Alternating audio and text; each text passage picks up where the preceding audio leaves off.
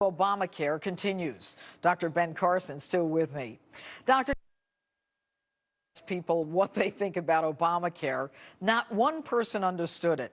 So how are people this week, when these exchanges are supposed to start on Tuesday, going to know what to do in the first place? Well, you know, this is symptomatic of government programs. I mean, you look at our tax structure. No one fully understands that either. The government can get anybody on a tax issue. The same thing now with our health care issues, and particularly with the IRS in charge of enforcement. You can imagine the havoc that's going to be wreaked there.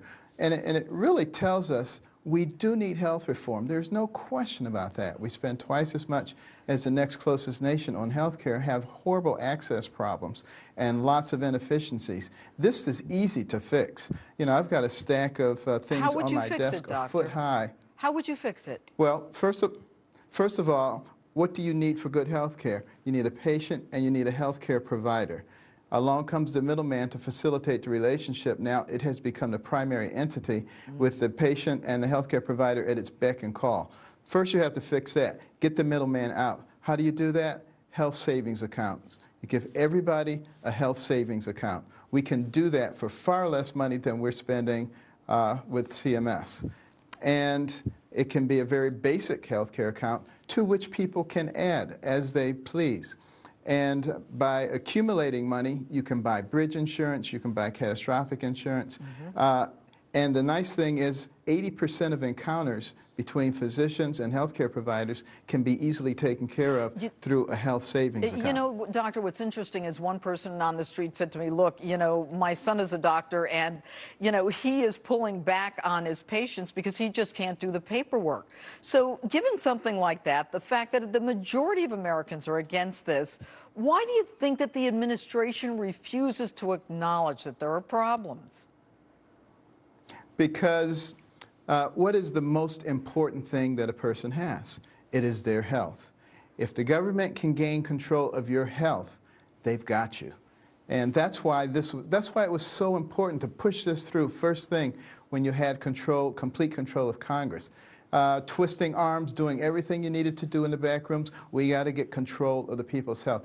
Totally antithetical to the founding principles of this nation, where people were, it was supposed to be for of and by the people. You were supposed to have control of your own life. Now the government has insinuated itself into the most important part of your life, and they will continue to insinuate And as themselves. you say, doctor, I mean, with the IRS, which we know has been targeted with going after the political opponents of this administration, if you have to get approval from these people, or if they're involved in this in any way, shape, or form, I mean, that is a frightening thought. But doctor, if the unions are getting waivers, shouldn't the American people be able to do the same? Yeah, the whole country should get a waiver, a permanent waiver, and we should actually sit down and start working together to come up with something that makes sense for the people. And you know, what are the people in the medical community saying about this? Well, a lot of my colleagues are telling me they sure wish that they could retire like I have, that I got out at the right time. You know, I was planning on getting out even before all of this happened. But, you know, a lot of doctors are going into concierge practices, which allows them to work directly with the patients without a lot of middle management in between. And that means that the numbers that are left to take care of the extra 30 or 40 million people, plus the people who are already there, this is going to be unmanageable. We're going to end up with people waiting for long periods of time, not being able to find physicians, just like they do in other socialist countries. Why would we settle for that? And I think it's a wake-up call for the American people.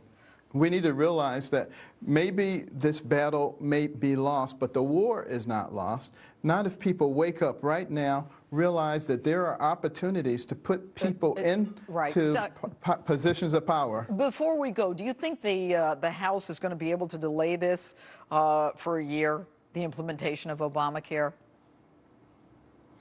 Whether they can or not, they certainly should make every effort to do so, because, you know, there are tens of millions of people who didn't vote in the last election because they don't think anybody represents them. You know, sometimes the people who oppose Obamacare go right up to the wall and then they cave. They need somebody who will not cave, and if they know that, they will get behind them, I guarantee you. All right, Dr. Carson, thanks so much for being with us this evening. My pleasure, Judge. Thank you. And coming up, is this woman responsible for the deadly terror attack in Kenya? The latest on the hunt for the White Widow. And later, his house